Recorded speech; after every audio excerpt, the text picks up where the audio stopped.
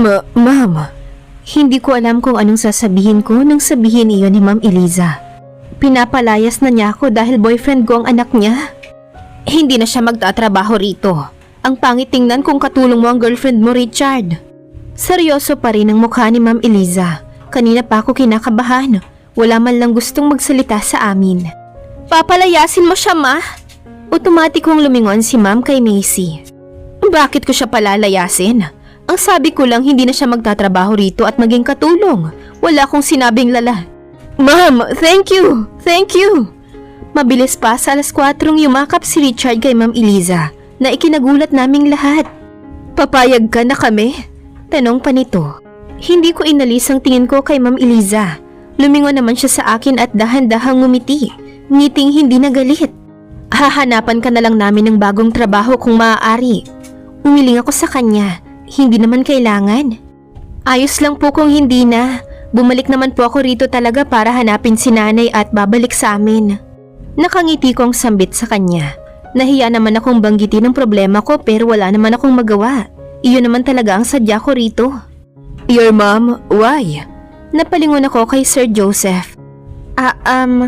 Hanapin ko lang naman po siya dahil ilang buwan na raw po siyang hindi umuuwi. Nagbabakasakali lang po kaming nandito sa Maynila.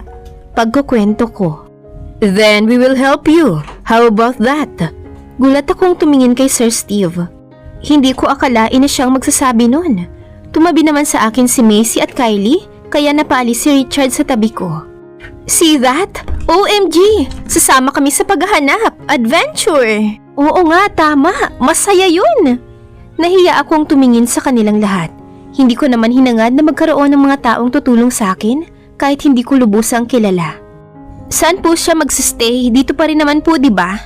Tumango naman si Ma'am Eliza sa tanong ni Macy. Pero hindi sila magtatabi ni Richard. Mga bata pa rin kayo. Dapat alam ninyo ang limitasyon sa relasyon. Sambit niya. Nagkatinginan kami ni Richard at agad na umiwas sa isa't isa. Anak niyo po hindi alam ang limitasyon. Simula sa araw na iyon, sa kanila na nga ako nanatili at binigyan ako ng trabaho ni Ma'am Eliza. Sa clothing shop ng kapatid niya na si Ma'am Eleanor. Sa unang tingin ay masungit ito pero parang si Ma'am Eliza lang naman pala. Mabait at masaya ring kausap. Isang linggo na rin ang simula kong hanapin si nanay pero hindi ko pa rin siya makita. Kulang pa ang 7 araw para hanapin ko siya rito. Naghahanap din ng paraan paano ko siya makita. Habang inaayos ko ang mga damit sa lagayan kada category ay nakaramdam ako ng pagkahilo. Napaupo ako bigla nang may dumalo sa akin.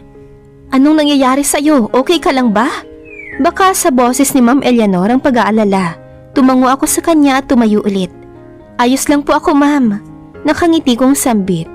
Hindi siya naniwala kaya pinaupo niya pa ako at inutusan ng mga kasamahan kong magtapos ng ginagawa ko. Nahihilo ka? Nag-almusal ka ba bago ka pumasok? Tanong nito. Opo, hindi ko po alam kung bakit ako nahihilo bigla. Maayos naman po ako. Tumakbo ako kaagad palayo sa kanila nang maramdaman kong may lalabas sa sikmura ko. Anong nangyayari sa akin? Nagsusuka ka. Napahinto ako sa pagduduwal nang marinig ang boses ni Ma'am sa likod. Pinunasan ko ang bibig ko bago humarap sa kanya.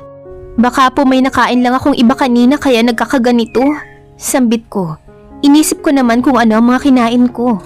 Itlog lang ang almusal namin kanina at kaninang tanghali ay umorder lang ng KFC si Ma'am Eleanor para sa amin. Ayun lang, pero bakit ako naduduwal? Napaatras ako nang lumapit siya sa akin. Namumutla ka rin. Wika niya. Pinapawisan ka. Sana mali ang iniisip ko. Umiwas siya ng tingin sa akin na para bang nag-iisip. Bakit po? Ano pong nangyari sa akin? Tanong ko na para bang siya ang doktor. She looked at me. Seryoso ang tingin niya sa akin at nababakas sa mukha ang pag-aalala. Lahari! Tawag niya sa kasamahan kong bakla. Sabihan mo si Honey na bumili ng PT sa drugstore. Napakunot ang noo ko sa sinabi niya. PT? Buntis ka, ma'am? Binatukan naman siya ni Ma'am Eliza. Gaga, mukha ba akong nadiligan? Wag na puro tanong, bilisan ninyo, 3 ha? Tanging tangulang ang ginawa ni Larry at kaagad na umalis. Napabuntong hininga si Ma'am nang tumingin sa akin. Kailangan nating malaman yan. Ang alin, ma'am? Ano po ang PT at sinong buntis? Pagtataka ko. Kahit naduduwal pa rin ako ay hindi ko na pinahalata dahil baka mag-alala pa siya. Ma'am, ito na po. Mamaya na lang pagkarating niyan. Ma'am, ito na po. Buntis po kayo. Grabe, panigurado maganda o gwapo ang anak mo. Akmang hahampasin ng hanger ni Ma'am si Honey nang tumigil ito. Isa ka pa, bruha. Sige na, lumabas ka na roon. Baka may bumili. Nakanguso namang umalis si Honey at ibinalik ang tingin sa akin ni Ma'am Eleanor. Ano pong gagawin ko rito? Tanong ko nang iniabot niya sa akin ang hawak niyang binigay ni Honey. Pumasok ka sa loob at umihi ka. Ilagay mo ito sa ihi mo. Lahat yan, gamitin mo. Magsasalita pa sana ako pero tinulak niya ako sa loob ng cubicle. Taka ko namang binuksan ng plastic na hawak ko at may nabasang pregnancy test na nakasulat sa box na mahaba. Pambuntis to? Bakit ako binigyan? Dahil lang ba naduduwal ay buntis na kaagad? Hindi ba pwedeng busog lang kaya nasusuka? Pero wala namang mawawala kung titingnan ko. At paano nga kung buntis ako? Napatakip ako ng bibig at nanlaki ang mga mata nang maisip yun. Hindi pwede. Hindi maaari. Huminga ako ng malalim bago gawin ang sinabi ni Ma'am Eleanor. Sinunod ko lang ang nakasaad sa instruction sa box. Hindi ko alam kung bakit ako nanginginig habang hawak ang 3 pregnancy test. Binasa ko rin kasi sa box kung ano ang ibig sabihin ng mga linya. Nangingilid na ang luha ko sa gilid ng aking mga mata habang pinagmamasdan ng 2 linya sa lahat ng pregnancy test. Shit, hindi pwede. Rosemary, tapos ka na ba? Lumabas ka na. Umiling ako ng umiling. Hindi pwede. Paghikbi ko. Naitapon ko sa sahigang 3 pregnancy test at nangihinang umupo. Bakit? Paano? Anong gagawin ko? Bata pa ako. Gusto ko pang mag-aral ulit. Paano ko sasabihin kay Richard ito? At paano kung hindi niya matanggap? Anong gagawin ko? Napatingin ako sa pinto nang bumukas iyon. Bumungad sa akin ang nag-aalalang mukha ni Richard at dinaluhan ako. He hugged me. What happened? Hindi ako sumagot. Patuloy lang ang paghikbi ko hanggang sa dumapo ang tingin niya sa sahig at tiningnan ang mga bagay roon. What is this? Tanong niya ulit. Hinawakan niya ang pisngi ko at hinarap sa kanya. The moment I saw his face na seryoso ang tingin sa akin, ay nangihina ako. Hindi ko mabasa ang mukha niya. Hindi ko alam kung ano ang sasabihin niya. Let's talk, he said at inalayan akong palabas. Akmang magsasalita si Ma'am Eleanor, ngunit hinila ako ni Richard papunta sa kotse niya. Hindi pa rin natigil ang pag-iyak ko. Kinakabahan ako. Galit ba siya? Ayaw niya nga ito. Ayaw niya kaming magkaanak. You are pregnant. That's not a question. Mas lalo akong kinabahan dahil sa seryosong pagbigkas niya nun. Anong gagawin ko? Nauutal kong tanong. Hindi niya ako tiningnan. He heaved aside at madiing hinawakan ng manibela. I stopped when he uttered some words that I think made my whole world fail. Ayoko ng bata. Hindi ko alam kung anong sasabihin ko. Anong ibig niyang sabihin? Ayaw niyang tanggapin ng bata. So ayaw mo na dahil buntis ako? Tumingin siya sa akin na habang umiigting ang panga nito. I didn't say that, Rosemary. Masyado pa tayong bata. Napapikit ako ng mariin. Alam ko naman yun. Anong gusto mong gawin ko? Ipakuha na... No, of course not. Ipagpapatuloy mo ang pagbubuntis. Ako nang bahala kina Mami. Magagalit ba sila? Tuluyan na ba akong mapapaalis sa kanila? Anong ginawa ko at humantong ako sa ganito? Let's go home. Magpahinga ka na lang sa bahay. Hindi na ako umiimik at pinilig na lang ang aking ulo sa sandalan. Anong magiging reaksyon nila tatay kapag nalaman nila ito? 2 na kami ni Ruth.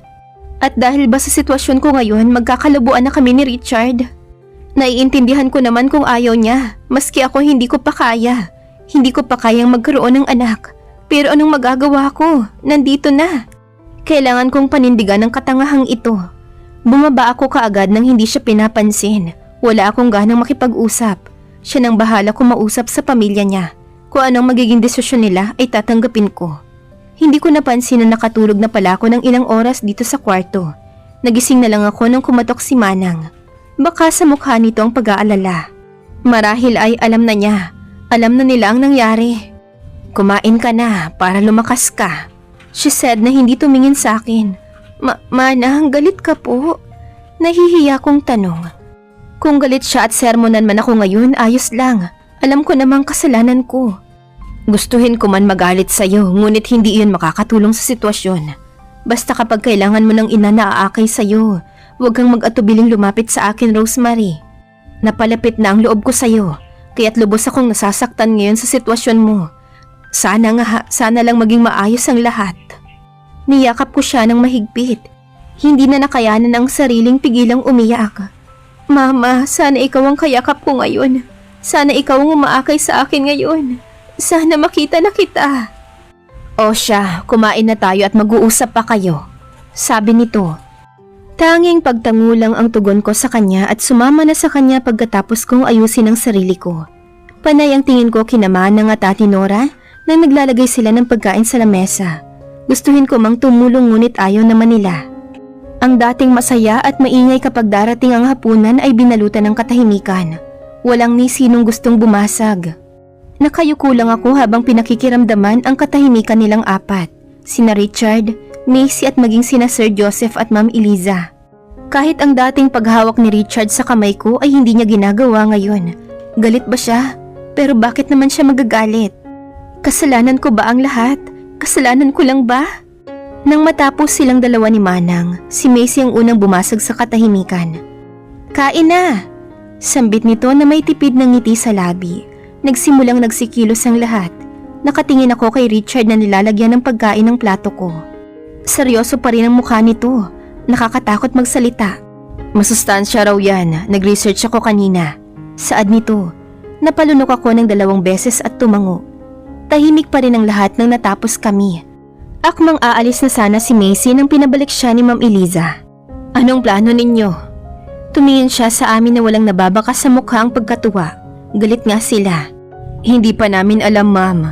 Walang emosyong sagot ni Richard. Hindi ko alam kung bakit nakaramdam ako ng bigat ngayong kaharap sila.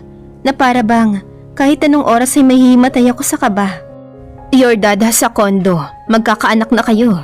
And you should know how to handle this alone, she said. Richard, hindi porket pumayag kami sa inyo ay ganito na ang mangyayari. You have our trust, ba't nangyari ito? Anak, you knew your situation. Nag-aalala rin naman ako sa'yo. Saad ni Ma'am Eliza at hinawakan ang kamay ni Richard. Ma'am, sorry and thank you. But I promise. Nagulat akong tumingin sa kanya nang hawakan nito ang kamay ko. Pangako ma, pagbubutihin ko. I'll do everything in the company. Umiling si Ma'am Eliza. Hindi iyon ang problema, Richard. Ang sakit mo. Ang sitwasyon mo. Natatakot ako na baka may mangyaring masama sa'yo. Natatakot ako sa mangyayari sa inyong dalawa. Tumingin siya sa akin na bakas pa rin ang pag-aalala. Ma'am, hindi niyo naman kami pababayaan, di ba? Tumango si Ma'am at tipid ng ngumiti. Tumingin ito kay Sir Joseph na nakikinig lamang. Any speech? She asked. Bumuntong hininga si Sir at tumingin sa amin. Nandito na yan, pero sana kayanin ninyong dalawa. Bukas na bukas ay bubukod na kayo sa amin para alam ninyo ang pinasok ninyo. Kapag kailangan ninyo ng tulong, nandito lang kami.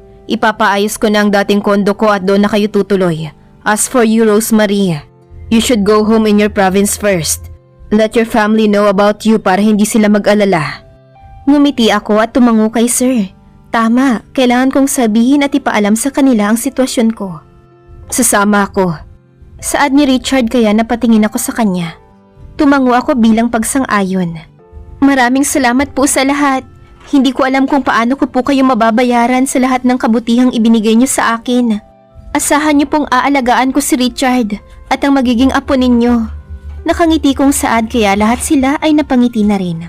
Nang matapos ang pag-uusap, nag-usap muna kaming dalawa ni Richard sa garden. I'm sorry, he paused. Hindi ko alam kanina na ayos lang kina Ma'am, kaya ganun ang reaksyon ko. Ayos lang, kahit ako naman siguro sa sitwasyon mo ay ganun din ang magiging reaksyon ko.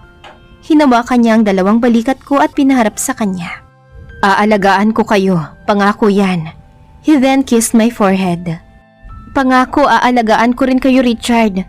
Tayong 2 magkasama. Sana hindi ka magsawa at hindi ako iwan kahit anong mangyari. Kumunot naman ang kanyang noo. Hindi ko alam na nagiging emosyonal at nagiging ganito ang mga sinasabi ko ngayon. Dahil ba sa pagbubuntis ko? You're being clingy, baby. He said at hinila ako palapit sa kanya para yakapin ng mahigpit. Komportableng-komportable ako sa yakap niya ngayong gabi. na para bang ang kaninang puno ng pag-aalala ko ay nawala dahil sa yakap niya. Para bang isang gamot na mabilis mawala ang naramdamang sakit. I won't leave you and the baby Rosemary, I promise. Nangyari nga ang lahat ng plano. Nang umuwi ako sa amin, nagalit si Ruth. Pero natanggap naman ni tatay at ng dalawa kong kapatid. Pumunta lang daw ako ng Maynila para magpabuntis din, imbes na hanapin si nanay. Iyan ang sumbat sa akin ni Ruth, hinayaan ko na lang yun.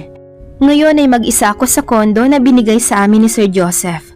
3 buwan na akong buntis at 3 buwan na rin nabigyan ng maagang posisyon sa kumpanya nila. Maayos naman ang pagsasama naming dalawa. Hindi ko akalain na mahirap din minsan.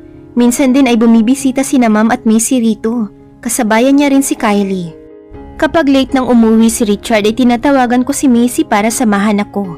Kaagad niya rin naman itong ginagawa. Gusto niya raw maging ulirang tita sa pamangkin nito. Natatawa na lang ako na sa tuwing magkasama kaming dalawa ay mas maalaga pa siya kaysa kay Richard. Gustuhin ko mang matulog pero hindi ko magawa. Ang sabi sa akin ni Richard ay uuwi siya ng maaga dahil monthsary namin. Bihira na lang kaming nagse-celebrate ng monthsary dahil busy siya masyado. Kanina pa ang oras na sinabi niyang uuwi siya, 8:00. Pero umabot na ng 10:00 ay wala pa siya. Pinagmasdan ko ang mga hinanda kong pagkain. Nagpatulong ako kina Macy at Kylie para rito at umuwi rin sila kaagad. Ilang beses na rin akong pabalik-balik ang tingin sa orasan. Konting minuto na lang ay 10:00 na.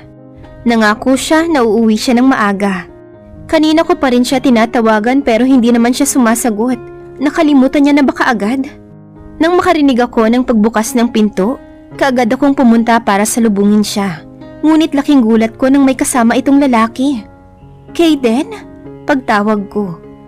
Tumingin siya sa akin na nakangiti at nawala iyon nang bumaba ang tingin niya sa tiyan ko. Anong nangyari sa kanya? Tanong ko at tinulungang alalayan si Richard papasok ng bahay. I just saw him in the club, drinking alone, kaya iyan lasing na lasing. Binaba niya si Richard sa kama namin. Ako nang bahala sa kanya, maraming salamat Kayden. Ngumiti ako. Tiningnan niya ako na walang emosyon sa mukha. May gusto ba siyang sabihin sa akin? Can we talk? He asked. Sige. Tumango ako at lumabas ng kwarto kasama siya. May nangyari ba sa kanya? Tanong ko. Rosemary, hindi ko alam kung nasa posisyon akong sabihin to, pero hindi ko yata kayang ilihim. Nagtaka man sa sinasabi niya, nanatili pa rin akong nakikinig. Magkasama talaga kami kanina. Ang sabi niya man sa rin yung dalawa pero ayaw niyang umuwi. Tinanong ko siya kung bakit. He just answered na galing siya sa doktor nito. Kaba, panginginig at gulat ang namayani sa kalooban ko ngayon. Anong ibig niyang sabihin? Dapat ba akong matakot?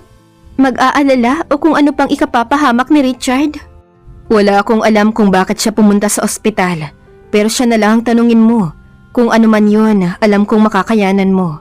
Makakayanan ninyo, Lumapit siya sa akin at hinayaan ko siyang halikan ng noo at yakapin ako ng mahigpit. Kayden is my close friend.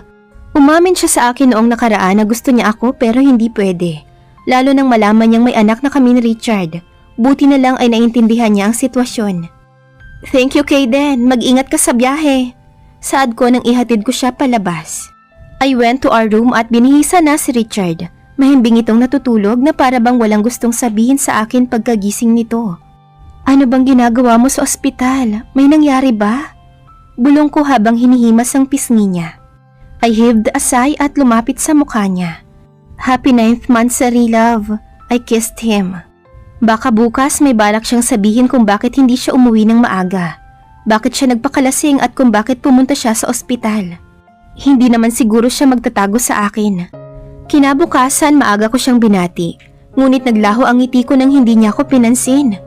May problema ba? Tanong ko. Inayos niyang necktie at polo nito. Akma ko sanang ako na lang ang gagawa ngunit umiwas siya sa akin. Kailangan ko nang umalis. He said at iniwan na lang ako basta. Halos mapatalon ako nang ibagsak niyang pinto. Bakit? Anong nangyayari sa kanya? May nagawa ba akong mali? Simula no, nagtuloy-tuloy na ang pagtrato niya sa akin ng ganoon. Ano bang nangyayari sa iyo, Richard? Tanong ko sa kanya. Nakaupo ako sa harap nito at siya naman ay busy sa pagbabasa. Tiningnan niya lang ako saglit at binalik ang tingin sa pagbabasa. Sa inis ko, inagaw ko sa kanya at napatayo ako. He clenched his jaw. Halatang galit siya. Ano ba? Kailangan mo ba akong tratuhin ng ganito? Hindi mo sinasabi sa akin kung bakit. Kung anong nangyayari. May nagawa ba akong mali? Ilang linggo ka ng ganito, Richard. He stood up. Nakatingala ako ngayon sa kanya. Walang nabakas na awa man lang sa mga mata nito. Huwag mo nang alamin, hindi mo magugos. Wala na lang ba ako sa'yo? Ano ba, Richard?